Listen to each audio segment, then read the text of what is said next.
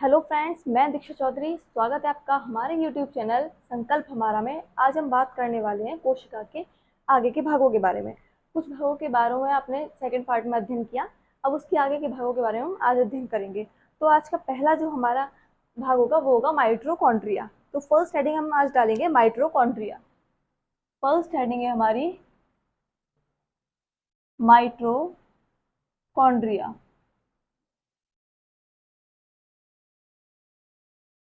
या कॉन्ड्रियोसोम।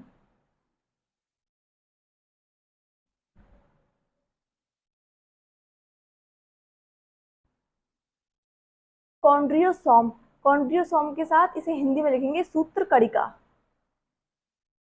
I think ये CHO होगा, CHO, कॉन्ड्रियोसोम। नीचे लिखेंगे सूत्र कणिका। हिंदी में इसको क्या बोलते हैं?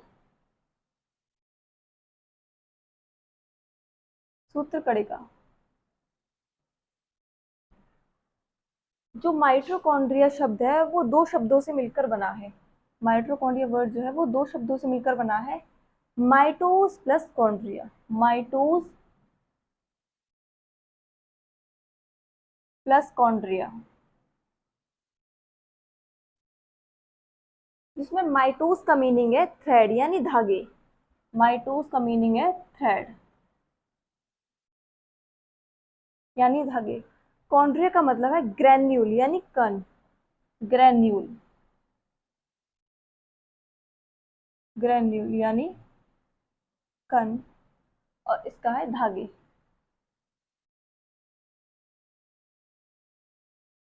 जो माइटोकॉन्ड्रिया वर्ड है, जो माइटोकॉन्ड्रिया है वो किसने खोज करी? माइटोकॉन्ड्रिया की खोज एल्टमैन ने करी। इसकी खोजकर्ता कौन है?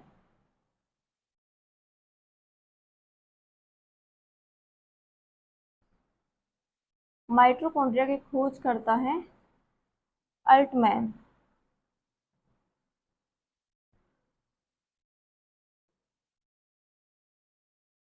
लेकिन इन्होंने इसे माइटोकॉन्ड्रिया नाम नहीं दिया। अल्टमैन ने इसे इसे नाम दिया बायोप्लास्ट। बायोप्लास्ट,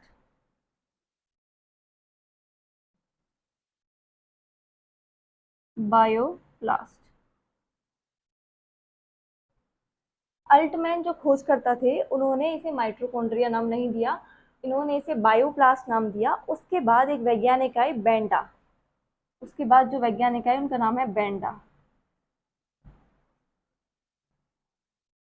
बेंडा ने इसे माइटोकॉन्ड्रिया नाम दिया। बेंडा ने इसको बोला माइटोकॉन्ड्रिया।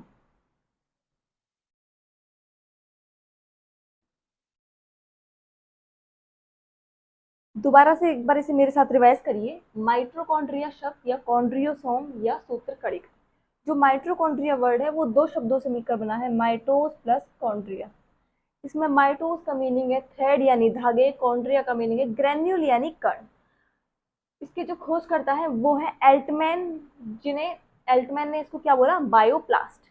लेकिन उसके बाद बेंडा आई, उन्होंने इसको क्या बोला? माइटोकॉन्ड्रिया।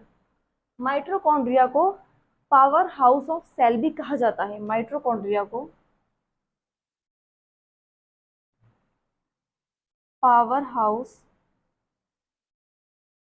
Of cell. माइटोकॉन्ड्रिया को पावर हाउस ऑफ सेल क्यों कहते हैं? क्योंकि माइटोकॉन्ड्रिया के अंदर क्या होता है, जैसे हम सांस लेते हैं, सांस लेते हैं तो हम जो वायु हमारे अंदर जा रही है, तो जो ऑक्सीजन है, जो अनवेस्टेज, जो कार्बन डाइऑक्साइड, जो भी गैस होती है उनको हम छोड़ देते हैं। लेकिन जो हम लेते हैं वो क्या है? ऑक्सीजन। वो ऑक्सीजन हमारे फेफड़ों यानी लंग्स में जाके स्टोर हो जाती है। लंग्स का केवल ऑक्सीजन जो सांस है उसको स्टोर करना है।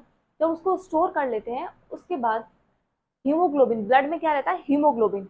हीमोग्लोबिन उस ऑक्सीजन को लेके, जैसे हमारी बॉडी यानी एक एक हाथ पैर सब पूरी बॉडी किससे मिलकर बनी है? सेल से। तो जो हीमोग्लोबिन है वो हर किसी सेल को क्या देता है? ऑक्सीजन देता है। ऑक्सीजन क्यों देता है सेल को? क्योंकि सेल के अंदर माइटोकॉन्ड्रिया हमारा यहाँ पर है। माइटोकॉन्ड्रिया के अंदर, सेल के अंदर जो माइटोकॉन्ड्रिया भाग है इसके अंदर ऑक्सीशोषण चलता है। ऑक्सीशोषण। अब इस ऑक्सीशोषण में ATP का निर्माण होता है। ऑक्सीजन के अंदर एटीपी का निर्माण होता है, वो जो एटीपी है वो ग्लूकोज का निर्माण करते हैं, और वो ग्लूकोज हमको क्या देता है, ऊर्जा। जैसे मैं बोल रही हूँ, मेरी ये बोलने का काम किसकी वजह से हो रहा है, ऑक्सीजन की वजह से, ऑक्सीजन की वजह से यानी माइटोकॉन्ड्रिया की वजह से, क्योंकि वो ऊर्जा बना रहा है, ग्लूकोज बना रहा है।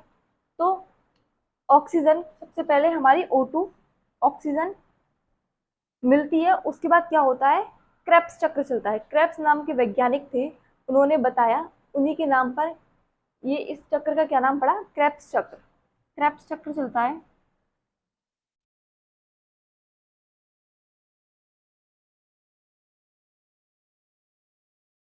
अब इस क्रेब्स चक्र के बाद क्या होता है, अब इस क्रेब्स चक्र के बाद एटीपी का निर्माण होता है, एडेनी एटीपी का निर्माण होता है। जब 38 एटीपी मिल जाते हैं, यानी 38 एटीपी, जब 38 एटीपी बन जाते हैं, तो उसके बाद एक ग्लूकोज का निर्माण होता है, वन ग्लूकोज।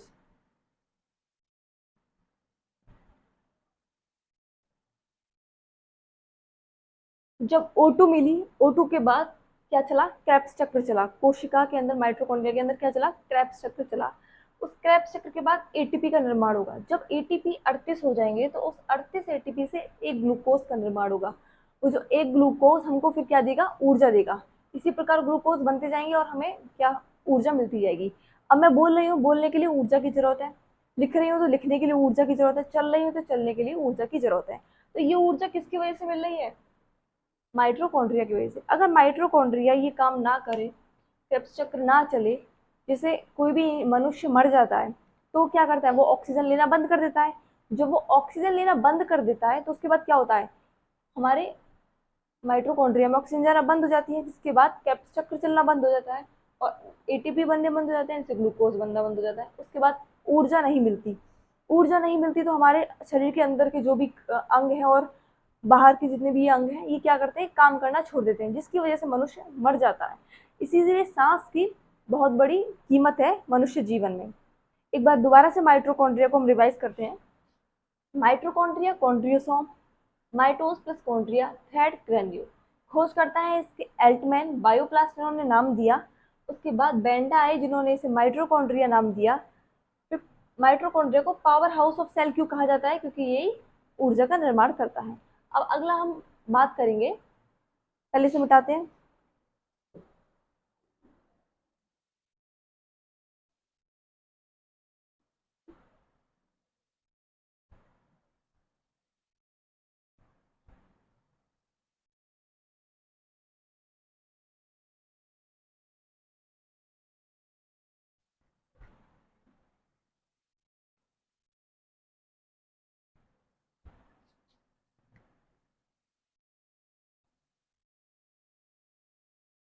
अब इसके बाद चलेगा हमारा राइबोसोम। राइबोसोम कहाँ है इसमें, आई थिंक राइबोसोम लिखा नहीं है। ये जो कण है, ये छोटे छोटे, ये क्या है, राइबोसोम। राइबोसोम, ये एनिमल सेल है, और ये मैंने एंडोप्लाज्मिक रेटिकुलम का डायग्राम बनाया है, अभी आगे समझाएंगे। पहले राइबोसोम के बारे में समझते हैं। नेक्स्ट हेडिंग है हमारी राइबोसोम।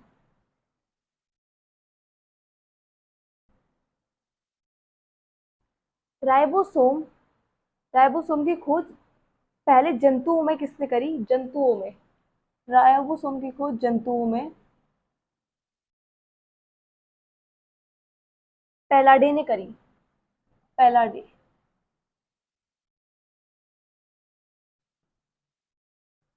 जंतुओं के बाद पादप ने इसकी खोज करी है रॉबिन्सन और ब्राउन ने।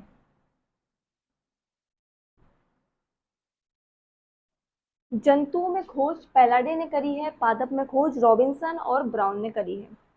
अब राइबोसोम जो है वो दो प्रकार के होते हैं, एक तो होते हैं 70S और एक होते हैं 80S। दो प्रकार के होते हैं ये, 70S, सेकेंड है हमारा 80S। 70S का आकार, ये 70S है, सॉरी थोड़ा छोटा बना देते हैं। अब ये है 80S। कुछ इस प्रकार से होते हैं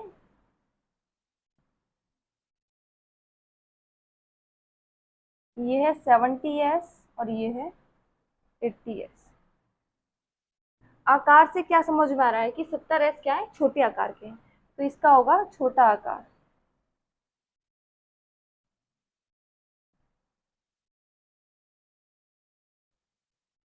और 80s क्या है, बड़े आकार के,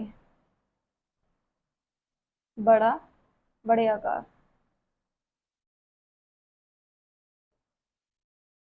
70s प्रोकैरियोटिक कोशिकाओं में पाए जाते हैं, प्रोकैरियोटिक कोशिकाएं, प्रोकैरियोटिक यहाँ लिख देती हूँ मैं, प्रोकैरियोटिक कोशिकाएं।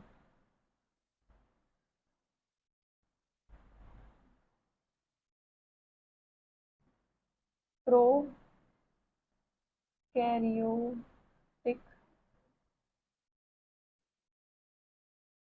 प्रोकैरियोटिक कोशिकाएं। और जो 80 ऐसे हैं वो पाए जाते हैं यूकैरियोटिक कोशिकाएं में, यूकैरियोटिक।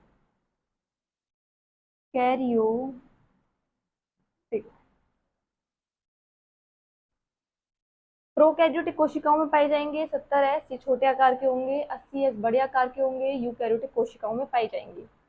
राइबोसोम जो यहाँ पे आपको छोटी छोटी बिंदी के रूप में दिख रहे हैं, छोटे छोटे डॉट के रूप में दिख रहे हैं, उनका आकार इतना है, इस तरह का उनका आकार है, इतना बड़ा आकार है। राइबोसोम का क्या काम है, राइबोसोम का प्रोटीन निर्माण का काम है। क्या ना काम है इनका, प्रोटीन निर्माण करना, प्रोटीन का निर्माण, प्रोटीन का निर्माण करना राइबोसोम का मुख्य काम है। इसीलिए राइबोसोम का जो दूसरा नाम है इसको बोलते हैं राइबो आरएनए प्रोटीन, यानी राइबो न्यूक्लिक प्रोटीन। जो राइबोसोम है उसमें क्या पाया जाता है, राइबोसोम में पाया जाता है, यहाँ पे लिख देते हैं आरएनए प्लस प्रोटीन। राइबोसोम में आरएनए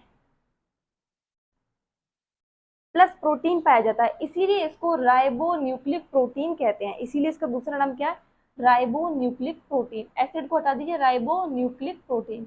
आरएनए की फुल फॉर्म क्या है, राइबो न्यूक्लिक एसिड। एसिड को हटा दीजिए, राइबो न्यूक्लिक प्रोटीन। क्या इसका दूसरा नाम है राइबोसोम का। एक बार राइबोसोम को दोबारा से मेरे साथ रिवाइज करिए। राइबोसोम जो जंतुओं में पैलाडे ने खोज करी, वनस्पति में यानी पादप में रॉबिन्सन एवं ब्राउन ने खोज करी। उसके बाद 70s और 80s दो प्रकार के होते हैं। 70s छोटे होते हैं, प्रोकैरियोटिक कोशिकाओं में पाए जाते हैं। 80s बड़े होते हैं, यूकैरियोटिक कोशिकाओं में पाए जाते हैं। आरएनए दो, आरएनए में सॉरी प्रोटीन में आरएनए और राइबोसोम में आरएनए और प्रोटीन पाया जाता है, इसीलिए इसको राइबो न्यूक्लिक प्रोटीन भी कहते हैं। इसका दूसरा नाम, राइबोसोम का मुख्य काम क्या है, प्रोटीन निर्माण, इसीलिए इसको फैक्ट्री ऑफ प्रोटीन भी कहते हैं। Factory of protein, factory of protein, factory of protein. अब इसको मिटाते हैं, अगला हम एंडोप्लाज्मिक रेटिकुलम समझते हैं, ठीक है।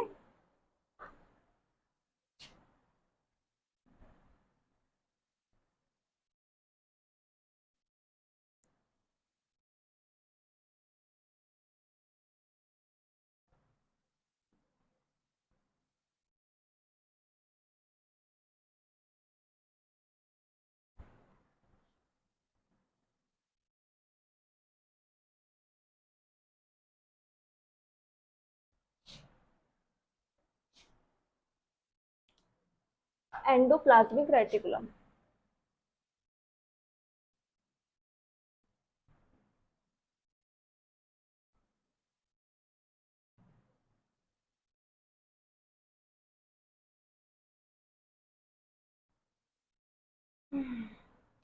एंडोप्लाज्मिक रेटिकुलम कहाँ पर है, इस डायग्राम में ये है एंडोप्लाज्मिक रेटिकुलम। ये जो डायग्राम है, ये वाला जो भाग है, ये क्या है सब, एंडोप्लाज्मिक रेटिकुलम, एंडोप्लाज्मिक रेटिकुलम, ठीक है। एंडोप्लाज्मिक रेटिकुलम को हिंदी में क्या बोलते हैं, अंतःप्रदर्वी जालिका, अंतःप्रदर्वी जालिका।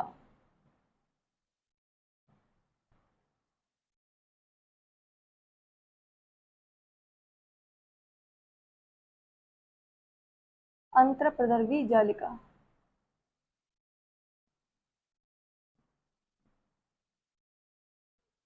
जो एंडोप्लाज्मिक रेटिकुलम है, इसकी खोज किसने करी? पहले इनकी खोज करता लिखिए।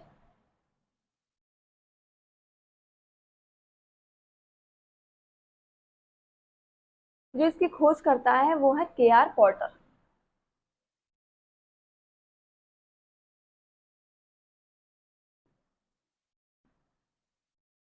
अंतःप्रद्रवी जालिका या एंडोप्लाज्मिक रेटिकुलम का क्या मुख्य काम है? जिस प्रकार हमारे शरीर को सादे रखने के लिए किसकी आवश्यकता है? हड्डियों की। अगर हड्डियां नहीं होंगी तो हार्ट ऊपर से नीचे चला जाएगा, लिवर इधर से इधर चला जाएगा। तो उसी प्रकार एंडोप्लाज्मिक रेटिकुलम क्या है? इसको क्या देता है? दृढ़ता देता है कोशिका को। हड्डियों के प्रकार है ये, इसको क्या देता है? दृढ़ता देता है। उसके बाद दृढ़ता हो गई। एंडोप्लाज्मिक रेटिकुलम दो टाइप के होते हैं, एक होते हैं स्मूथ एंडोप्लाज्मिक रेटिकुलम, एक होते हैं रफ एंडोप्लाज्मिक रेटिकुलम। एक है एस स्मूथ एंडोप्लाज्मिक रेटिकुलम, दूसरे हैं हमारे रफ एंडोप्लाज्मिक रेटिकुलम। जिस प्रकार ये है, जिस पर डॉट डॉट लगी है वो है रफ एंडोप्लाज्मिक रेटिकुलम, और जिस पर कोई डॉट नहीं है, जो केवल चिकना समान है, लस चिकना और तरल सा जो आपको दिख रहा है एकदम, वो क्या है? Smooth endoplasmic reticulum. जो ribo sorry rough endoplasmic reticulum में जो डॉट डॉट लगी हैं, ये क्या है? राइबोसोम है ना। और जो रफ स्मूथ पे कोई भी राइबोसोम नहीं लगे हुए। तो स्मूथ और rough endoplasmic reticulum. Smooth endoplasmic reticulum वसा और कार्बोहाइड्रेट का निर्माण करता है। ये किसका निर्माण करता है? वसा और कार्बोहाइड्रेट।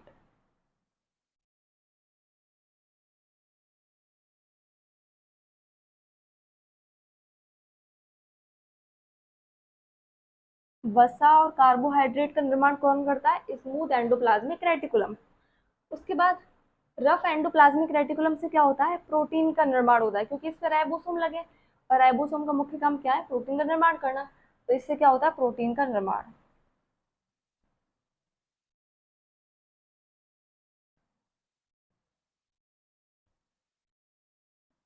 एंडोप्लाज्मिक रेटिकुलम समाप्त हुआ। इसकी खोज किसने करी? आर के पॉटर ने। डायग्राम में देख लीजिए एक बार, smooth endoplasmic reticulum, rough endoplasmic reticulum. अब इसके बाद इसके अन्य भागों का अध्ययन हम अगली वीडियो में करेंगे। आई होप आपको ये वीडियो अच्छी लगी हो। अगर मेरी वीडियो आपको अच्छी लगी हो तो प्लीज़ मेरी वीडियो को लाइक करें, ज़्यादा से ज़्यादा शेयर करें और चैनल को सब्सक्राइब करें। धन्यवाद।